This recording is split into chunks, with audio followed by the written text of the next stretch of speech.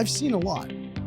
Amid the celebrity allure of entrepreneurship, many exceptional entrepreneurs remain shadowed. Here, I team up with these hidden talents to unveil their challenges and successes. Dive in with me to unearth entrepreneurial gems, learn from our experiences, and get educated.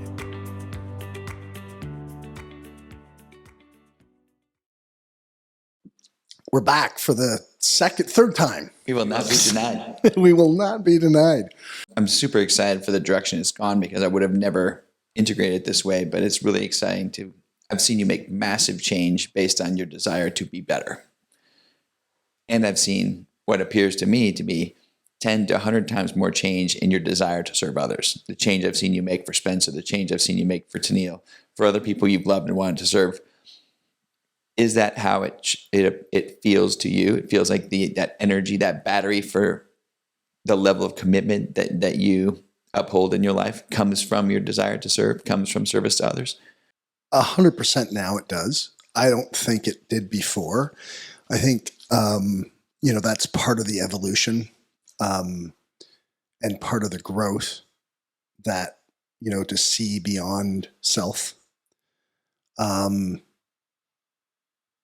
And, when you look at the framework of the six primary need or the six human needs, the two spiritual needs are growth and contribution.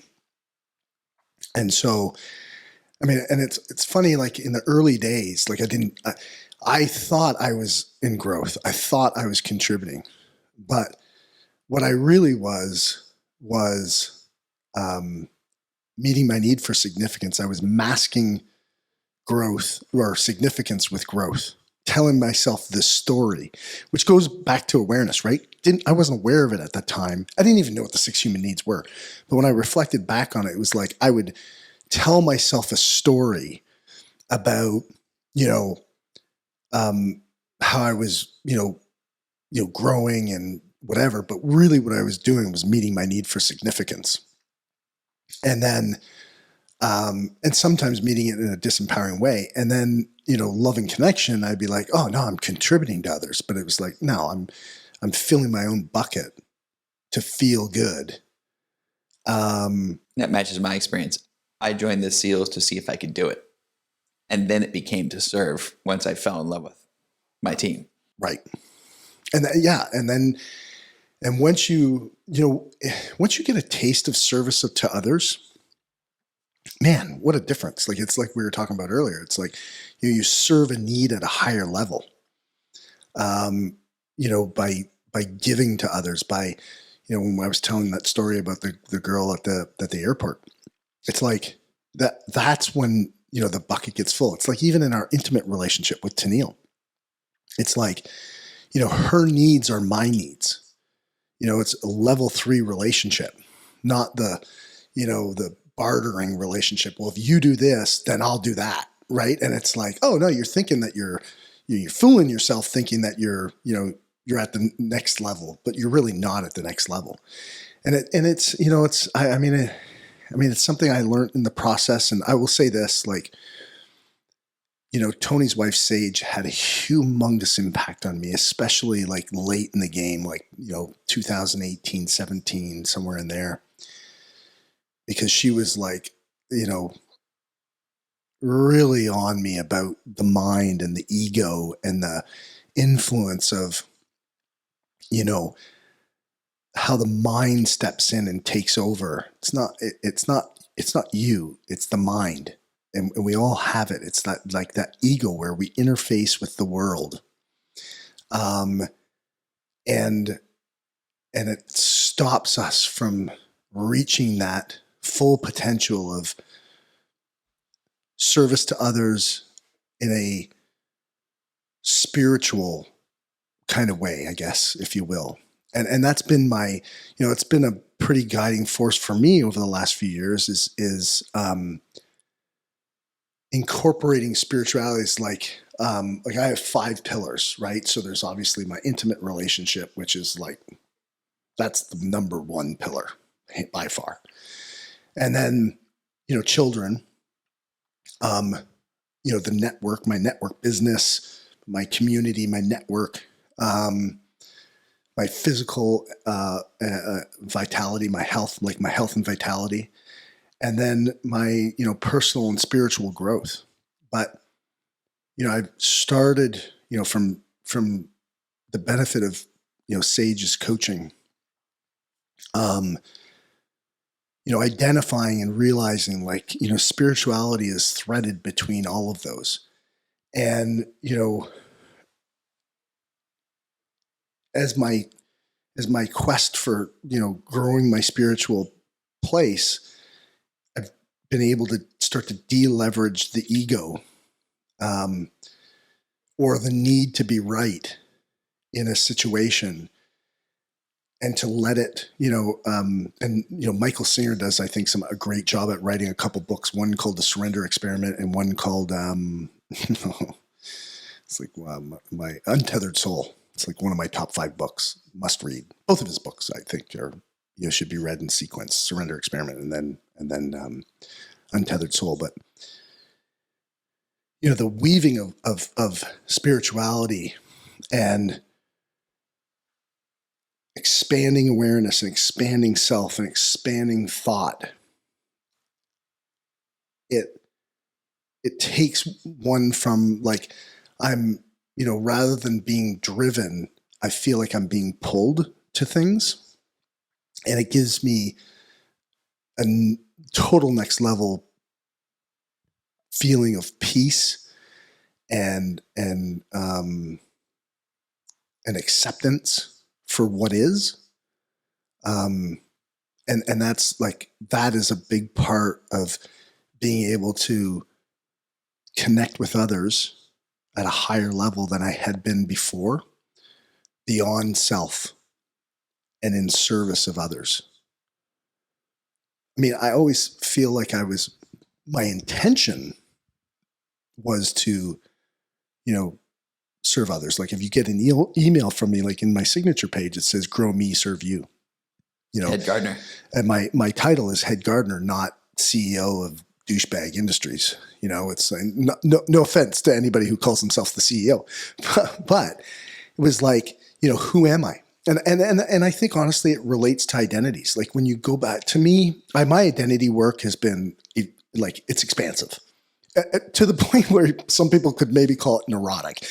Like it is really, really expansive. And, when I looked at myself as a leader, and it was like, who am I really? Like, who am I? And, one of the main ways, just to talk about identity is like people, it's hard to understand the concept. And the concept I started first learning the concept from Stephen Covey. He called them roles. And then Tony calls them identities, but really they're kind of the same thing. No offense to anybody out there, namely Covey and the Covey Institute and Tony, but I use a very simple process. Like the first step in the process of creating an identity is, what would I want? So if it's my intimate relationship identity, or if it's my, we've talked about this, but I have 8 identities. So one is, my intimate relationship, the lover identity. And then there's the outrageous father, there's the chairman, there's the ultimate coach, there's the student, the profit seeker, which is another business identity, and best me, and the athletic adventurer. So those are the 8. And so in any of the identities, I go through the first process. The first step of the process is, if I were to write my eulogy from the perspective of my staff who I coach when I'm coaching them, what would they say about me as a coach? What would I want my wife to? What would I want my wife? Not would they say? Sorry, made a mistake there. Not what would they say? What would I want them to say? What would I want my children to say about me? What would I want, the community to say about me, about best me? Then once I kind of create that vision of like, okay, this is what I would want them to say, then that's the vision. That's the That's the goal. Now, who do I have to become in order for them to say that? How do I have to show up? How do I have to act? How would I meet the needs of those, in each of those individual, what would be the need structure of those individual identities? What's the physiology how do they talk? How do they walk? How do they speak? The chairman speaks a lot differently, than the intimate lover. And so, really identifying, creating role models, so when you're in the situation, like modeling has been huge for me. When I get into a situation where it's like, I don't know what to do, or I'm backed into a corner, or I'm starting to get stressed, it's like, what would, one of my best mentors that I ever had, Harold Cunningham, what would Harold do? Another mentor, Keith Cunningham, oddly that they have the same name, not related, but it's like, what would Keith do? And so every identity has a different role model. I have friends, Tim and Pam Reynolds. Tim's been on the podcast, but them as a couple, they're an amazing couple. So in my relationship, they're a role model for me. And I asked the question, like, what would they do in this situation? What would be my options? How would they think? How would they act? And those kinds of questions help, again, to create that distance between stimulus and response. And they help heighten the awareness, because it's now not me, it's them. And so I can create more optionality. One choice is no choice, two choices is a dilemma, and three choices or more give us options. So I can create optionality by projecting what a role model might say or do or act or ask. And so that's been really, really, really profound in my development to be able to, really kind of serve people outside of myself. And don't get me, like, I'm not sitting up here on a fucking pedestal and trying to preach. Like, I mess this shit up all the time. I mean, I'm constantly in error. But all of the growth happens inside our failures. So where people are, sometimes, or some people don't want to take the risk, or they're afraid to step out of the comfort zone. They're afraid to make a mistake because somebody might judge them, or they may judge themselves, and they won't be enough. And if they're not enough, they won't be loved. We talked about that earlier. It's like, I have just realized that everything to gain is in the failure. So it's like, all right, show me how to fail. Like, I'll fuck this up. I'm okay with that, because I know on the other side of that, it's growth. And even if it costs me, then I'm okay with what I have to pay. I don't want, bullet to the brain costs, but I'm happy to skin the elbow and skin the knee and, maybe, take a bullet to the calf or something like that. but I, and I mean, failure is in the center of all growth and all experience. So I don't know if that, I'm not sure if I answered your question at the highest level, but. Absolutely.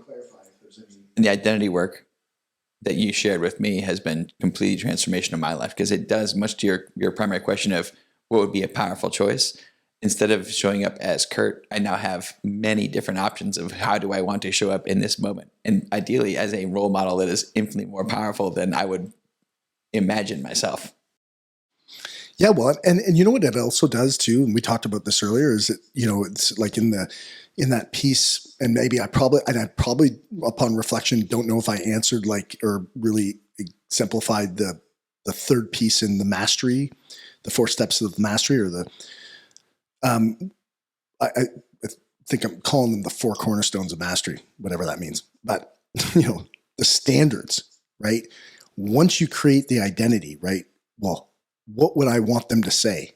Okay, if I want them to say this, then who do I need to be? Who do I need to become? How do I need to behave? Oh, how do I need to behave? Boom, standards, right? And so now all of a sudden it goes right to mastery at that third level or the third cornerstone. It's like, okay, it makes standards real because I've created them inside the identities. And so it has this trickle down effect into,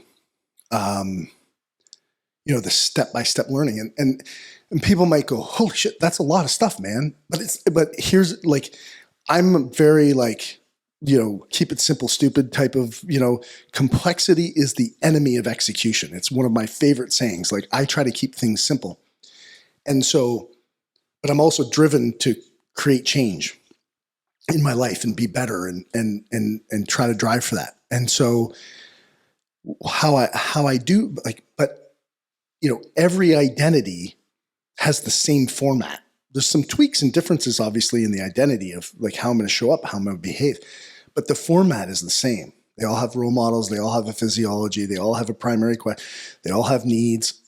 And so once you do the base template, you just work it out. And then those, the forces that I talked about at play, they all affect each identity at the same level. And it all rolls into one person, but how you show up in each different area.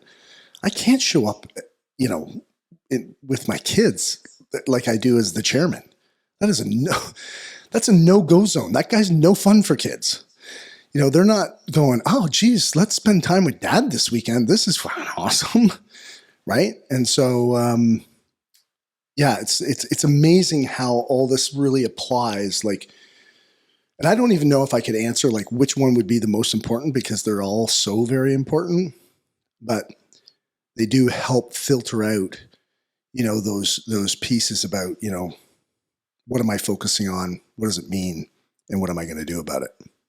Well, I think that the empowering piece for everyone listening is any one of these that you do will make you better.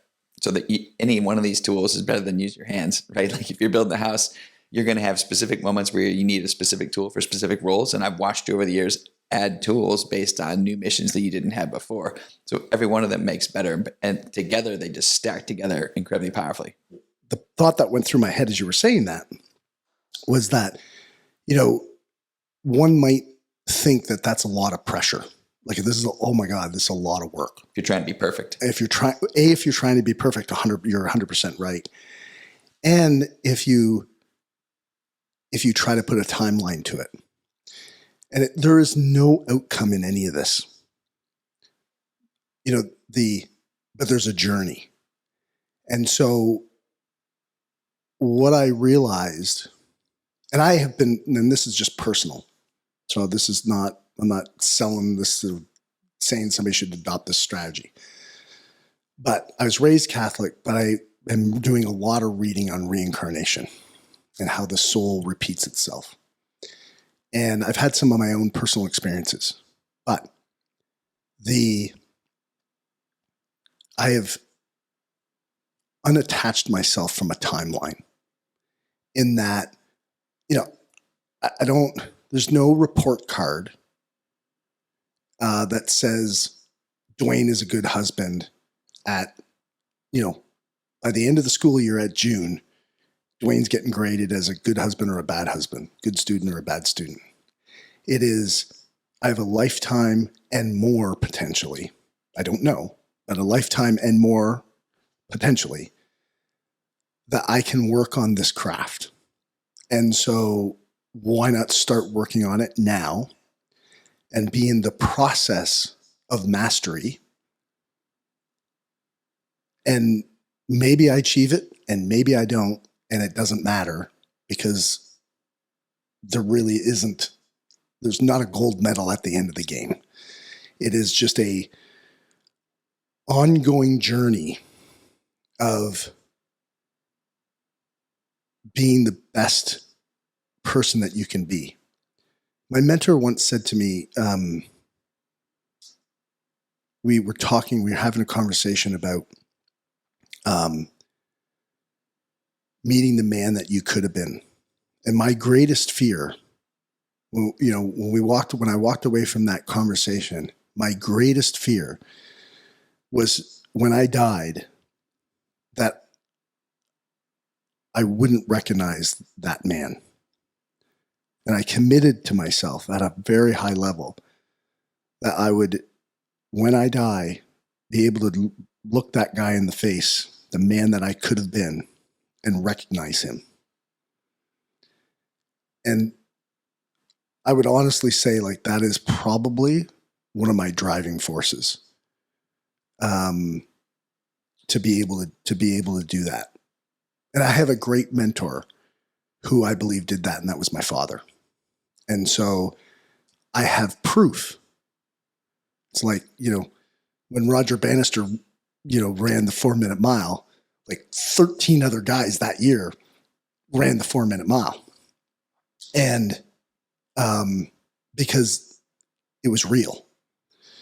And so I have a real life example of someone I think, kind of achieved that when they passed away.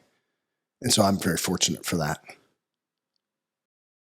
And we can go down a whole separate line on lineage. The piece I wanted to capture at the moment was I think I was very outcome focused when we met.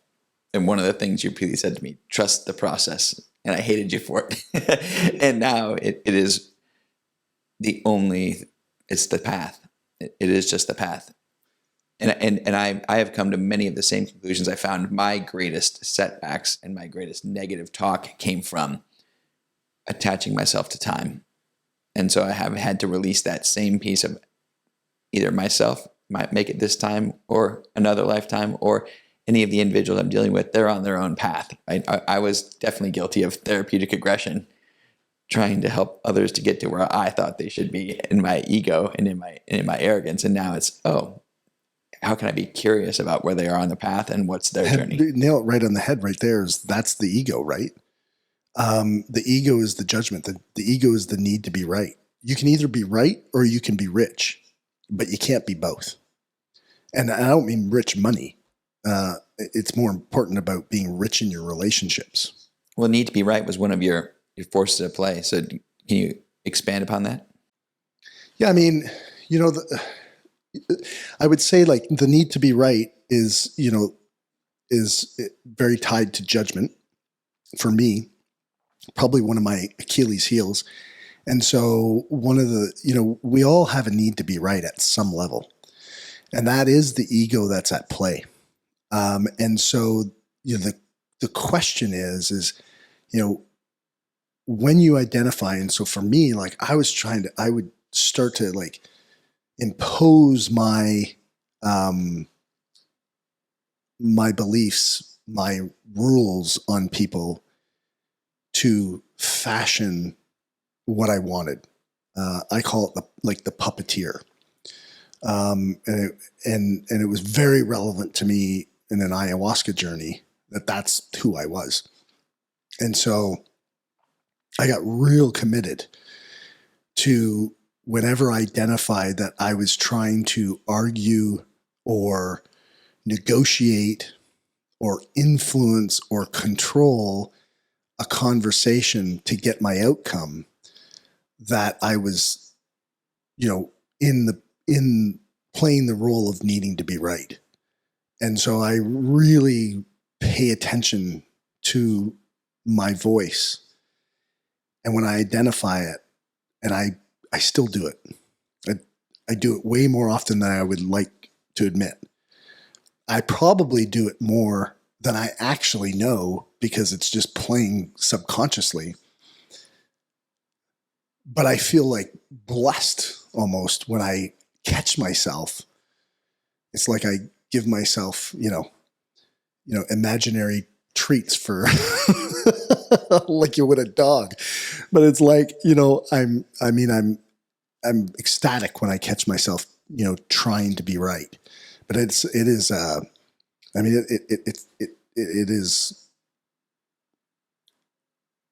it's everywhere. I mean, the more you search for it, the more you'll find it. Excuse me. And, or at least for me, I should say. What feels attached also to what I've seen, at least across two houses, the only quote that's in your office, if you don't mind sharing that, because that seems to be along that same line. So I have literally one thing in my office. You were in my office today. There's nothing on my desk. 99% of the time, there's nothing. I clear my desk at the end of every day, and I put things in drawers. And the only thing on my desk, I don't have anything else on the walls. I have this one cue card that says, "That which you resist most in others is what you have yet to accept in yourself." And so whenever I feel like I fall in the place of judgment, or I'm in the need to be right, there's that resistance. But we have a tendency to project that onto others. It's them. So you fall into this trap of language that would look like they're a dickhead. And the change to that is, I'm a dickhead, right? And so I literally change the exact words that I'm thinking in my head in that resistance place, that angst that we feel. And I instantly change it. Or not instantly, sorry, it's a process sometimes, but I'm getting much better at it, in that I will turn it all around back on myself. So, if somebody says, they're in an intimate relationship environment, and your spouse is doing something that is, consistently kind of irritates you, I just turn the irritation and go, well, what if it was the opposite of that? What if they're like, so I'll say, well, they're trying to be like, they do this because they're trying to prove a point. Well, what if they're not trying to prove a point? They're just trying to care. What if they're just trying to help? And I try to flip it upon myself so that I'm the one that's perceiving it as from their perspective. I don't know if that makes sense, but it's like that resistance that we feel is like it is being projected through ourselves. And I love the way you're training your mind to sort for different information. Remember one of the Tony Robbins events we were at, when he said, look around the room for everything red, and then close your eyes and tell me what was green. And I hadn't seen anything green because I wasn't looking for it. So you've trained your entire psychology to reverse what you're looking for. Anything that you're irritant, how do I flip it and look the exact opposite direction? Yeah, I've referred to it like as opposite day, or I'll just take, like, sometimes I do an entire day of opposite day, but you're right, it is training. This is all training. It's all a process. It's not, you could get existential and go, well, none of it's real, and like seek for the one who is seeing and all that kind of stuff. But it's like, Tennille and I were talking last week about, we had a podcast and we walked away from the podcast and we're, going like, we get bent out of shape on so many things that in 5 years, when you look back at, the toughest times that you had in 5 years, you're like, well, that was a breeze, or that was no big deal. But if you can know that to be true, like when you look back, what's a really big deal? There's not really a lot of things that pop into my head that go, there's not really like any massive negative things that I've not been able to overcome. Maybe there's a couple or whatever that it, influenced me, and, I might still struggle with it and might be bound up with it a little bit inside. But there's 1,000 things that I have been able to overcome. So why do we make such a big deal today out of the trivial things that will be tomorrow? And, having that realization and that awareness and that skill set to be able to go, is this really a big deal? Like, is this really as big as I'm making it? And it goes back to the being right thing. Where am I being right in this situation, or trying to be right? Where am I arguing? It's like, when you think about every argument, it's a positional play. You're trying to be right. You're trying to argue your point. It's the core problem that we have in our political scenario or environment right now. You know, we're fighting because everybody's trying to be right. And in the end, like, I mean, I'm not speak for the States, but in Canada, it's like, doesn't really matter which party's in fucking power. Like, they're all controlled by, you know, backdoor, you know, people that are or policies that are driving, you know, the leader, necessarily the leader driving the policy. So I also want to make sure we touch on what for me has been one of the hardest of the forces at play is the saboteurs. I would say it was almost one of my superpowers of self-sabotage. So I would like to explore, what do you mean by saboteurs and what have you done to overcome them? Like, there's one saboteur that pops out for me that really is my Achilles heel, but there's 6 of them. So one of them's I know. Like, that's the uncoachable person. Yeah, I know. And anybody who has a teenager, that's their saboteur, right? That one hurts. It's like, you know, you try to coach your kid or you try to have a conversation like, I know, Mom, I know, Dad, I know. But I mean, and some of these, some saboteurs are just part of the timeline of our life. And that's one for kids. But if that extends outside of, the 18 and 20 years old, 22, whatever, now it's an abnormal problem. That's a normal problem. And, probably is just something you should accept a little bit and be a little bit more, heart spaced about, versus, getting frustrated and pissed off that your kid's always going to say, I know. Every kid says, I know. Why do you expect that your kid's going to be any different? But later on in life, when you meet somebody, it's like, that's the uncoachable person. And then there's the victim, which is, owes me, like, why does this always happen to me? Like, people are always this to me. That's what you'll commonly hear about the victim. Then there's the child, help me, that's a, needs, helplessness type of kind of saboteur. There's drama, people who like to have that variety, you could almost say, the need to have some excitement in their life, but they're doing it in a negative way. And then there's the prostitute that is in the barter kind of, if you do this for me, I'll do this for you.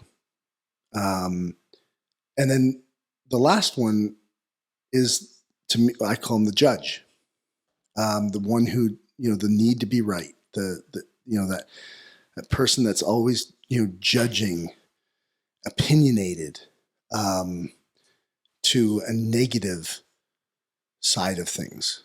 Not necessarily seeing the glass as half empty, but pushing that border. And so I think it's important to understand, like, what is your saboteur? And being, we've talked about awareness a few times before, but it's like, if was it Confucius that said, know thyself?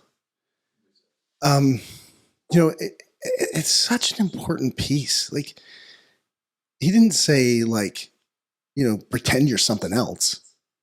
It's know thyself. So really sit down and go, hey, like, and I'm not in a space of making yourself a victim or being pissed off about it or being angry, but acceptance of, okay, you know what? My saboteur is drama. What could you do with that information? What could you avoid? What could you change? How could you influence yourself? Who could you ask for help?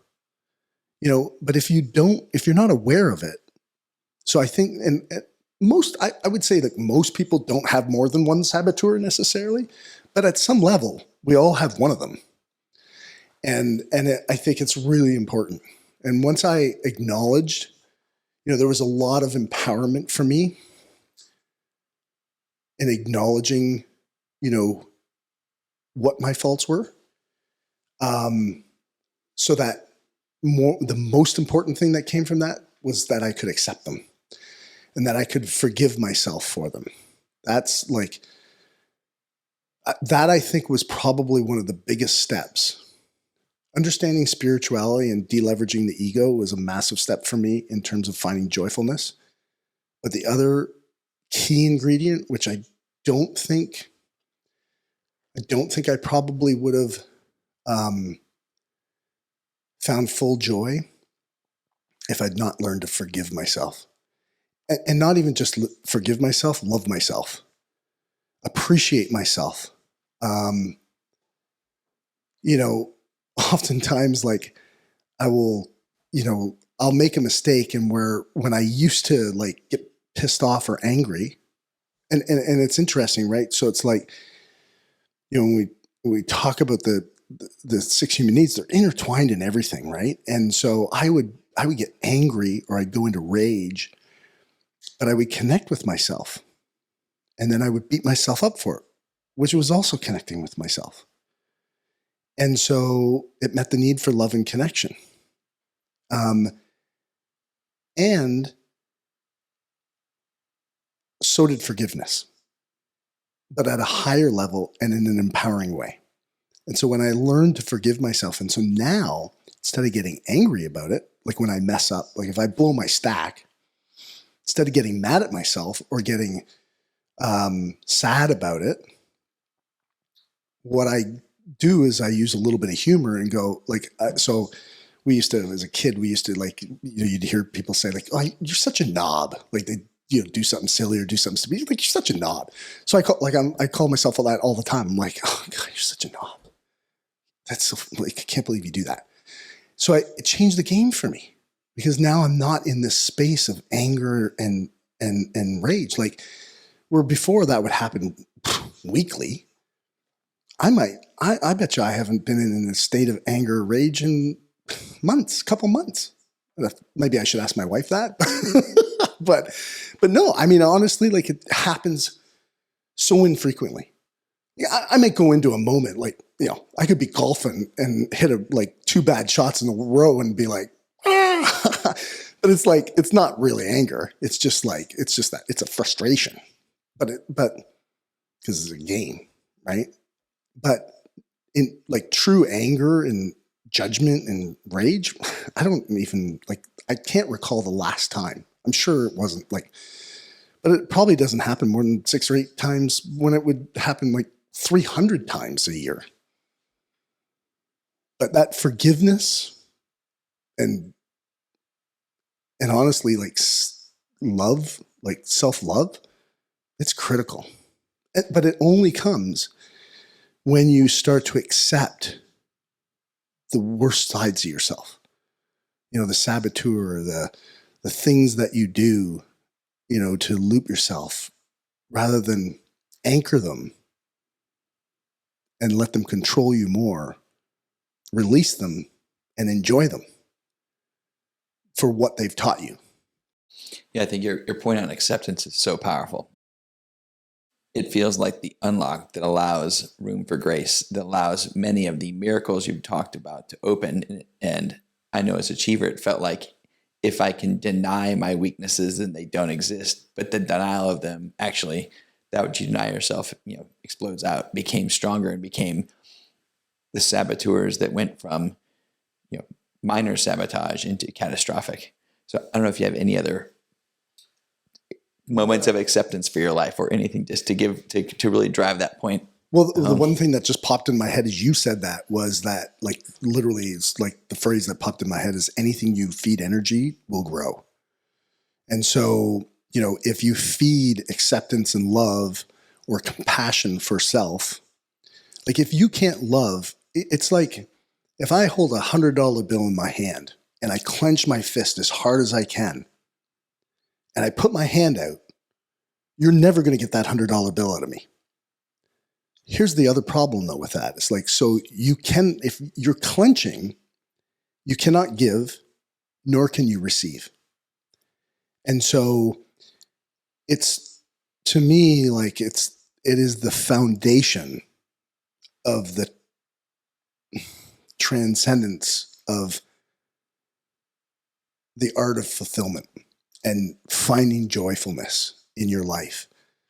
Because if you can't love you, how are you going to love somebody else?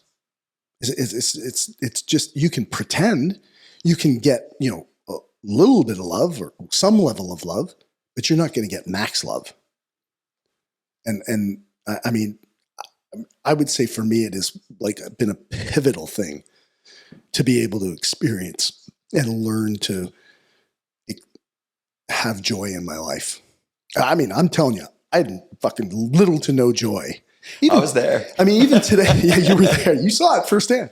But even today, like, I'm not a big celebrator. Like, if I do something, like, I'm not a big crier of the shit that I do wrong, and I'm not a big celebrator of the things I do right. So it was hard for me to find joy. And those were, spirituality, acceptance of myself, loving myself were, and deleveraging the ego were the three cornerstones for me, the triad, if you will, of being able to experience joy for no reason.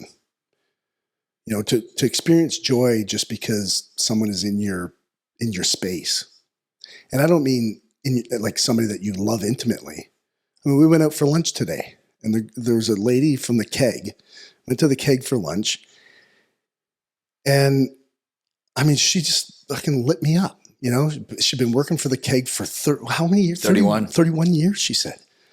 And so props out to Kathy, if you're listening to the show. 31 years with the keg. And she was a beautiful soul. And it was such a privilege to be served by her. And in that moment, I was able to find like real joy about, her commitment to her role and to the company and to herself.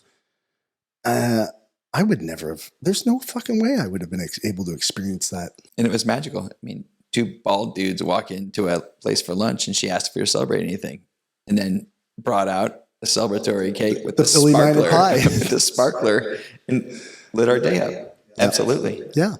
It was amazing. But, if you're not, I would never have been able to experience it at that level. I bet you 5 years ago, I wouldn't have been able to experience it like that.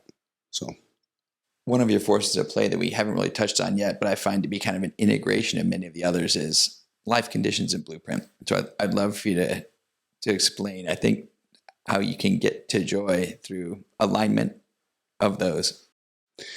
Yeah, I mean, so I would say and it's probably one of the sleepers, because, we all have a blueprint for our life, how we envision it's going to roll out. And then there's the current life condition that we're living in, and it, oftentimes will not match. Sometimes it does, but oftentimes it doesn't. Now, to the degree that it doesn't match, this is the formula for a suffering state. Like, hands down, it's the formula for suffering state. And I think like the one thing I would say that I'm very aware of is that, years ago, what I would do is when that wasn't connected, there's no harmony in self when those are not connected, especially as the degrees get farther away. And my strategy in the past was, pound away at the life condition. It's like, work harder, do more. Like, that was my whole strategy. It was like, my life condition is not meeting my blueprint, work fucking harder. I mean, that was my rudimentary solution to everything, because I didn't have the skills that we talked in the mastery piece. I didn't have the skills. That was my skill. Discipline, hard work. That's what I had, pretty much. And there's a lot to be said about being able to go back and reevaluate the blueprint. Change your expectations to appreciation. and you change the game on that. And so once we lock a blueprint in as my life should be this, and it doesn't match that, it's like, well, I mean, we talked about it at the very beginning of the podcast. It's like, how could I ever know that today that this path that I took would get me to where I am? I could never have guessed it. Well, if that's the case, it's okay to change the blueprint. Some people, it's like, well, I can't change the blueprint. It's like, this is what I said I do, and I got to do it. And especially the high achievers, this is where they really suffer. Should all over ourselves. They should all over themselves, right? Exactly. And so, to me, it is the formula for suffering state. And so, but the trick to it is not. I mean, yes, you have to work on your current life. You got to work. There's got to be progress. There's set goals or whatever. I don't set goals anymore, but I used to set goals a lot. Now I feel like I'm more, like I said, pulled more than I'm driving towards something. So I find that I don't necessarily set goals. What I do is I create vision boards. I create a vision for what I want this year or in the next 5 years or 7 years or 10 years. Tends to be for me the max. I'm not saying you shouldn't go longer. I'm not saying you should go short, whatever. I'm just saying what I do. But rather than setting the goals, I set a vision. And so that here's what's possible vision versus in my mind creating a blueprint that, I must be here at this age. There's a lot of things that can happen between here and there on the journey of life that changes. And, if you are evaluating yourself consistently against your blueprint, you're going to suffer. When there's so much power here, the words that kept coming to mind as you were sharing it were get to versus have to, right? If it's something that I have said I'm going to get there, then I have to drive. It has to be, work, suffering. And if it's I get to, then it's a curious space where I get to explore this. I get to move toward this vision board. I get to play with this. Any more context you can provide for how do we get to instead of have to? Because that has been the greatest change in my life. And you're a master at shifting that across. I don't know if I'm a master. I'd actually like to hear what you do because you have made a big shift in that area. But, from my perspective, I look at life as a gift. And for many of us, we have been bestowed upon us, whether you're in the US or in Canada, the potentially, a few they're in the top percentile of the best countries in the world. Born at the best time in the world, in the history of the world, where there's more opportunity, more resources, less crime, less violence. Even though there's some things happening in the world, in general, we're in a way better place than we were. And life is a gift. And a gift is something that you fucking don't squander. And those are the things that, to me, allow me to resonate with, I get to do this. I get to live, even in the hardest of stuff. Because in the hardest of things, if you can find joy and you can find peace in your mind in doing the hardest of things, the easy shit is so rewarding. But the hardest things are what forge our souls at the deepest levels. So I'm looking for the hard stuff. And all of it is it's a gift. And that's why, there's what's that movie that said there's a kids movie that they talk about, the what's here and now is the present. And that's why it is a present. That's why it is the gift. And enjoy what is here in front of you today, because the past is typically painful, but it's really not a place to spend any time, good or bad. And the future is unknown. I mean,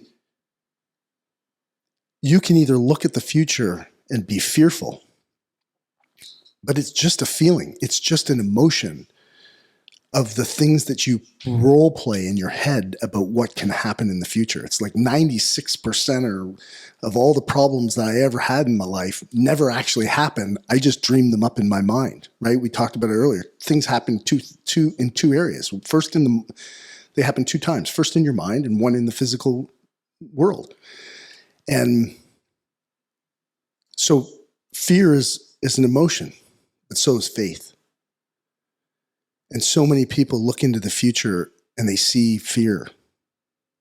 And I would argue the fact that the only difference is the label that we put on it. As you shared that, all I could think about was the Albert Einstein quote, that we really only make one decision in life, whether it's a friendly or hostile universe. Yeah, exactly. Yeah, you're either a force for good or a force for evil. You have to choose, what do you want to be? And that isn't like a broad, when I say evil, I don't mean, but self-loathing, that's an evil space to be. Depression or sadness, also evil to you. When there's so many more options out there. But I do think, changing your expectations for appreciation it's a game changer from a psychological standpoint. It's like, when I expect somebody to do something and they don't, versus now I've lost everything that, you could have 100 things that went right, but if you focus on the one thing that wasn't right, that's suffering. Anyways. So you're 53 years young today. This has been an unbelievable look at what you've done to date. To be honest, as I've watched your growth curve, it's nothing compared to where you're going. Tell us about how are you now using everything you've learned to imagine the future? Where are you going next? I don't spend a lot of time on thinking about that kind of stuff, to be honest with you. A lot less time that people might think I would. I've shifted my belief to that life is happening for me. It's not happening to me. That the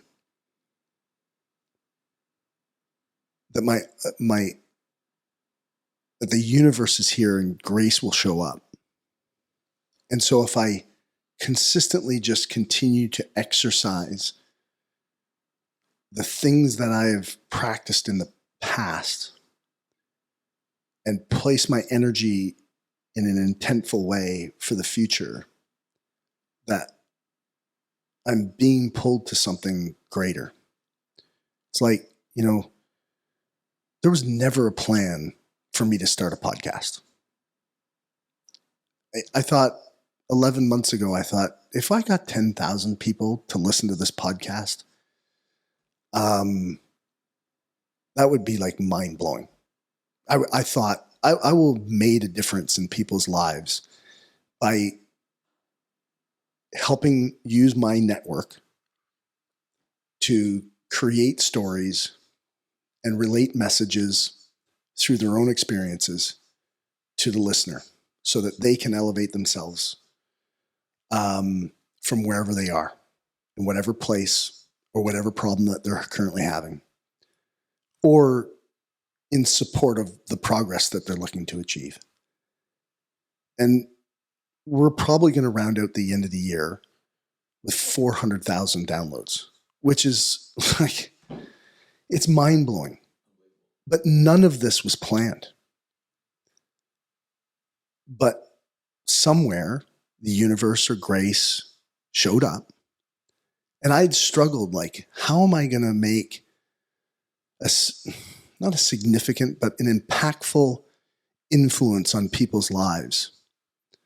How could I be a vehicle? Not to think that I'm going to change anybody's life, but how could God show up and allow me to be a conduit to helping others where they need it most? And I never even thought in a million years that a podcast was a thing. Well, not only did I not think about it, it was like, there's no way I would do something like that, because I don't want to be on social media. I want to be the ghost. And now all of a sudden, we got 400,000 downloads. Like, as of this week, I think we're number one in this is not a self-promotion. We're just having a conversation here, but we're number one in business and we're number one in entrepreneurship in Canada. Thank you to all the guests and all the listeners that make that happen. And we just started like marketing this and putting it out in the US. And I think we started that maybe 4 or 5 weeks ago. Not to say that we weren't there anyways, but we certainly weren't showing up on any rankings. And we're like, this week, I think we're number 18 in entrepreneurship, and I don't know what it was in business, 40 something or whatever. And those aren't like bragging stats. It's just shows the evolution and the progress and the impact that the podcast and our guests have had on others. And by the way, they haven't even got to hear your story. So stand by. Yeah, right. I don't do a lot of planning anymore. It's as though like now, like there's nothing to seek for me.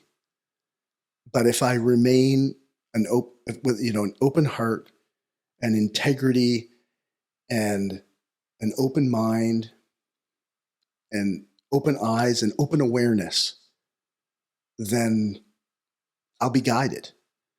And that's kind of how I look at it now. And look, there's some shit that I want to accomplish, or, travel or whatever, like some physical and tangible stuff. But in the end, none of that matters anyways. And so, and those change with, it's like, oh, I want to drive this car. And then you go see another car and you go like, oh, I want to drive one of those. Like, that's just like, to me, that's window dressing. But what really is meaningful is, the contribution that you make to the people around you and the people not around you, like the extended people around you. Well, I love your share. What I hear is, and I used to think all my goals were who I wanted to be in the future. Here's who I want to be in 5 years or 10 years.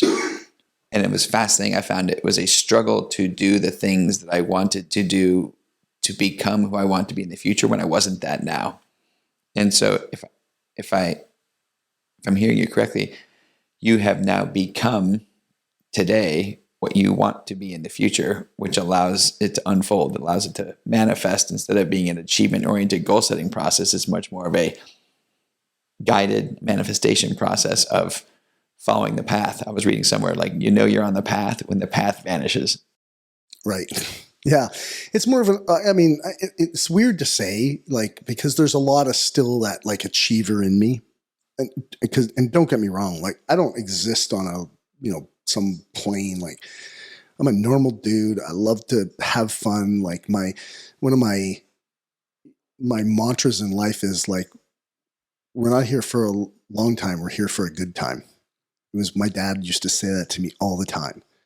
And I'm very focused on that. Like, having fun is, just as important as, my personal growth. Like, it's all a balance. It's like, that quote, and I'm going to actually bring it up on my phone here because I will probably, so bear with me here for a second, but it's actually, it's funny. Like, I look at it like every few days. So it's like 1, 2, 3, 4, 5, 6. It's the sixth one down on my notes. So it tells you how often that I look at it. But it says, the master in the art of living makes little distinction between his work and his play, his labor and his leisure, his mind and his body, his information and his recreation, his love and his religion. He hardly knows which is which. He simply pursues his vision of excellence at whatever he does, leaving others to decide whether he is working or playing. To him, he's always doing both. And that's from a guy named James Michener. And it's like, it's so true, man. Like, I just, there's so many components to it. And I think sometimes, well, no, I'm going to rephrase that. I used to make it so complicated. Like, I really did. Like, I used to put benchmarks and scorecards. And if I didn't do this or I didn't accomplish that, then I wasn't worthy, or I wasn't enough. And, people wouldn't respect me or appreciate me or whatever. And I was always playing this game of,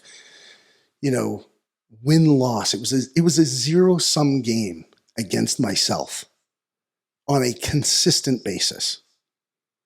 I've actually never thought about it that way, but that's really what I was doing. And then I was like, I'm not doing this anymore. And now it's like, look, I set a goal when I was 18, I think it was 18 years old, to double my net worth every 7 years. I've doubled my net worth every 7 years. Actually, I've done better than that. But I don't, and I used to I'd look at it like every year. Even though it was a 7-year goal, I'd look at it every year. And then I'd be like, oh shit, I'm not doing enough, and da-da-da. It's like we overestimate what we can accomplish a year, and we underestimate what we can accomplish in a decade. And even all the things that we've talked about, some people might be like, that's a lot of stuff. It's not a lot of stuff over 10 years. It's nothing over 30 or 40 years. And when do you start? People go, well, I'm not going to start in my 40s. Like, it's like you're going to live. There's a really good chance that most of us are going to live into our 90s. If you're below the age of 50 and below, and probably even 60 and below, the chance of you living to your 90s is greater than dying in your 70s like our parents used to. And so when would be a good time like now to start this journey? And for me, it was like it's not a lot over an extended period of time. It's read a book a month or a book every 2 months, take a couple things out of it, listen to this podcast and go, hey, 95% of what he said is not for me, but there was a few things that are. And so maybe I'll go and I'll do some research. I'll really look at it and I'll study it. And maybe I'll start to put a few things into practice and see how that evolves my intimate relationship or my business or my relationship with my children. And maybe I can admit to myself, what my saboteurs are, what's maybe holding me back, what's my limiting beliefs. And I can just, rather than be judgmental to myself about it or beating myself about it, it's just be graceful about it, accept it, love it, appreciate it. Know that that's where your growth is and the opportunity for you to evolve and become something bigger than yourself that you currently are now. Those are the kinds of things that, to me, it's like, if you do that over a decade, don't try to do it over a year. Certainly don't try to do it over 6 months. Like, I'm going to try to fix my intimate relationship in the next 6 months. And I've been married for 10 or 15 or 20 years. It's like, really? Like, give yourself a little bit of grace, people. Like, this is a marathon, not a sprint. And there is no end game to it. There's nobody sitting at the end with a scorecard saying, like, God is not sitting up there with a scorecard going, yeah, you didn't do these 10 things, so you're going down there. That's not how it works. That's not how God works. That's not how I believe God works. And whatever your belief is, it's like, this is just a fucking journey. It's an adventure. How do you see life? I see it as a game that I'm blessed and gifted to play. It would be a good question for people to ask themselves. Life is. What is life to you? And if your answer is life is shit, it's like, okay, great. That's an amazing place to start. And if you're 30 or 40 years old, it doesn't have to be shit for the next 50 years. It can be whatever you want it to be, but you have to start. playing the game of life versus being a spectator to the sport. And to me, that's what it's all about. It's like, that's for me. I'm like, why the fuck would I squander this opportunity to play this game at the highest levels? Wherever you end up, there's no judgment. It's like, Mother Teresa died with 0. Gandhi died with 0. Could you think of 2 more infamous people that have impacted the world and the planet like they have? This is not about a game of win, lose, or zero sum. It's a game of giving and sharing and serving others. That's where we should be. And if we were all in that place, it would be a different world. And I know this sounds altruistic, and I don't take life that seriously. Like, it's got to be fun. If I'm not having fun, I'm not doing it. I won't do it. It's got to be fun. I love the Bucky Fuller. If we can all shift from passengers to crew members on planet Earth, it changes everything. 100%. There's, like, I was given some thought. I have a few thoughts on progress that I actually like. And I know it didn't really come up in the conversation, but there are like some pieces that I've drawn out from, much of it from Stephen Covey. Obviously some of it will be from Tony, but there's these thoughts on making progress. Cause if there was one gift, you asked me before we even started talking on the podcast, if there was one thing that, after the podcast that somebody has listened, what would I want? And upon more reflection of that question, it would be that, and this is not just listening to my podcast, it's listening to the podcast of the business of doing business, listening to any of our guests, is to help people, I've said it before, elevate, but make progress, move forward, because that's where fulfillment happens. That's where happiness. If you're making progress, you may not have the greatest relationship in the world, but if it's making progress, you're in a much happier, fulfilled, caring state than you would be if it's going backwards or staying the same. And so I would, here are some of my thoughts on progress. Like and these aren't necessarily in order, but one of the key pieces about making progress is to begin with the end in mind. Having a vision. What's your vision for the future or for down the road? And every single day, start your day with a clear attachment to what that vision is. The second thing is in order to make progress, proximity is power. We've all heard the statement, like, look at your 5, you want to know what your life is like, look at your 5 best, 5 people around you, or the 5 closest people around you, your friends. But like finding synergies in new people, finding synergies with new people will give you a different perspective to solve the old problems. And so I think that's like super, super powerful. Here's one I got from you. Think this end versus either or. Man, when you shared that with me, I was like, oh man, I wish I had that in my pocketbook a few times in the past. I could unwind a lot of mistakes if I had, some optionality. And not just optionality, but the limiting beliefs that we hold that focus is into the either or category. And you can use strategies like mentors, coaches.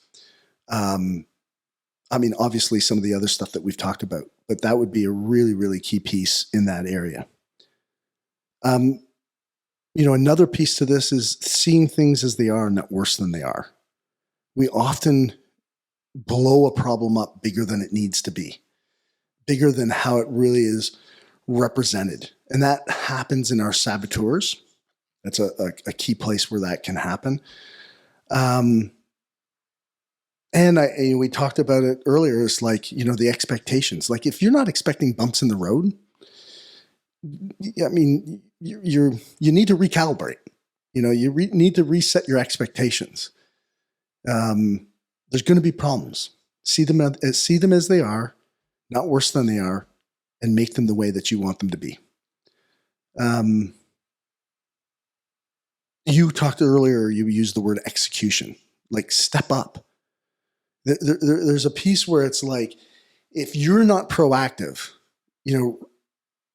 then reactive people are overly influenced by their environment around them. And so you've got to step up and take the action. It's like, life is happening for you. Create an enemy would be like the sixth one. Because if you create an enemy, it forces leverage. This has been a really, really good tool. We had a conversation in a podcast, and I called it fear. And as I was like kind of prepping for this conversation, it was like, it's really about creating an enemy. And that leverage of creating an enemy, and the difference between fear and an enemy is that if you plan the enemy, it can't become fear because you've already planned it.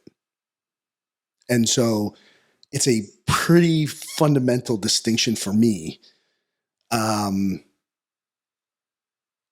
to keep the leverage, because at the end of the day, we have people around us to keep us accountable, but the person who needs to keep yourself accountable is you. We call it you Inc. You have to hold yourself accountable. And in order to do it, everybody needs leverage to change. And if you're not creating the leverage, the world's creating the leverage for you. And that is fearful. That is scary shit. When you hand the game over to something else, that gets scary. And I think the eighth one is like playful out. It goes back to the fun concept. It's like, man, like you're getting the opportunity to play this fucking life out. It's an unbelievable life. I mean, there are more resources in this world now, like we talked about, than ever before. When would you want to have played the game? My wife and I took when we were in Napa. Remember when we were in Napa? 2019. The Badgers, like our mastermind group. And then Tennille and I went off and did a bike trip. She rides motorcycles and I ride motorcycles. So we did this bike trip up through the coast, and we got into the redwoods, the giant redwoods, and we toured this lighthouse. And we were going through this museum in this lighthouse, and there was a picture of this like massive tree, like with a woman and a man that had obviously been involved in cutting it down. And I mean, it was like, no shit, it was 3 times higher than them. So it's like 18 or 20 feet in diameter. And it was back in like the 1800s. Don't know exactly what the date was, but there was a horse and buggy. The thing was being pulled by 2 giant Clydesdales. It was on a sled. They had to cut the tree down, and they were holding these saws that were like fucking 25 feet long. They would have had to hand cut back and forth and back and forth and back and forth in order to cut down this tree. And then somehow they would have rolled it onto this sled pulled by a horse. It's like, could life be any freaking harder?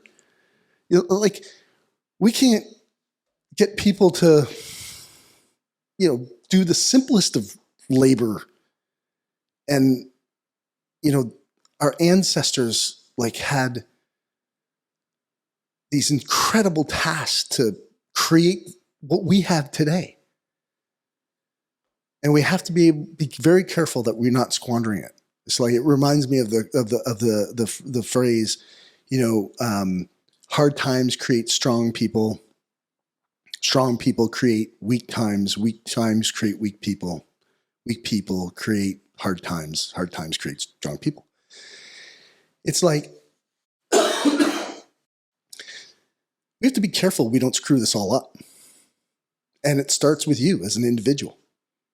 And so playing full out and really pushing yourself to be all that you can be. I sound like probably like the Army commercials, but we prefer Navy here. What's that? We prefer Navy commercials. Navy, yes, you prefer Navy.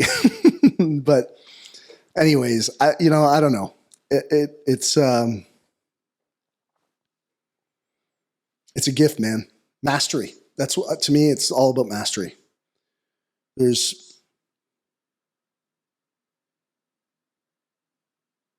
one of the phrases that I repeat to myself on a fairly consistent basis is effort provides meaning, or effort gives meaning. And that's the secret behind it all, is creating the meanings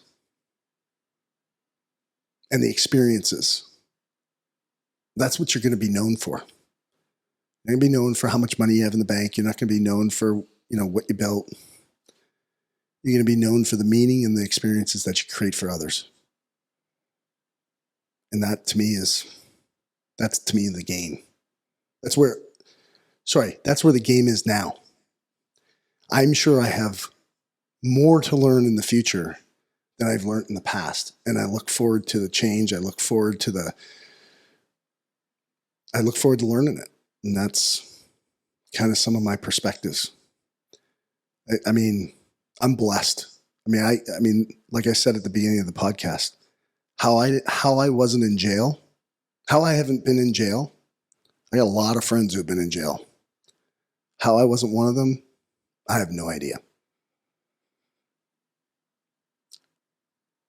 I mean, there was some strategy around it, but I mean, I've done some bad shit, and I've been a bad person to people, and in the past that used to tear me apart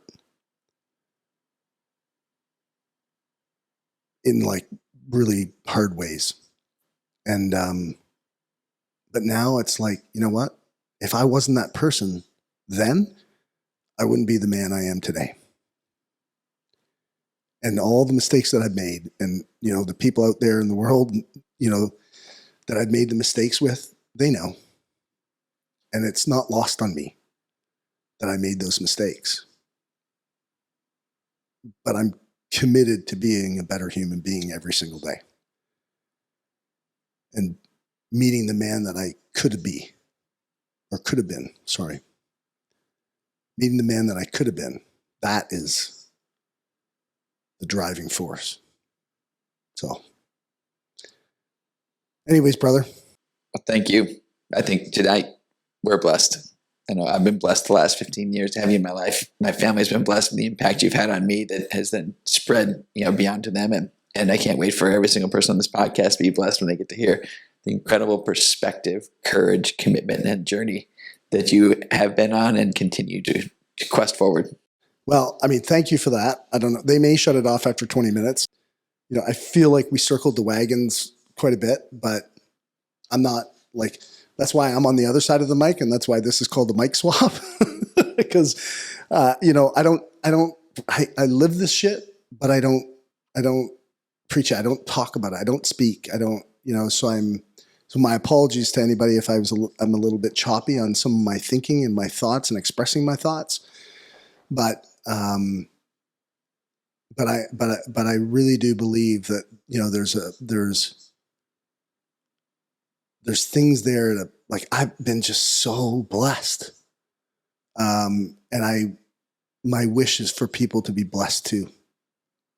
That's my wish. So I'm eternally grateful for you to fly up here to do this interview. You're going to be leaving at 3:00 in the morning, which is about 4 or 5 hours from now. It's 4 hours from now. Wouldn't miss it for the world. But I mean, I will say, like, guys, like, it's been a great conversation. I couldn't have imagined having it with anybody else. And I'm super grateful for you making the trip and giving us the time. Like, you are a very busy man. 5 kids, beautiful wife, you know, a massive project on the trust apocalypse, trying to change the world. You guys have really bitten off a lot there, and trying to make a living, you know, and growing your fund for the Broadway. And thank you. It's like a true honor. I love you, brother. Blessed to be here.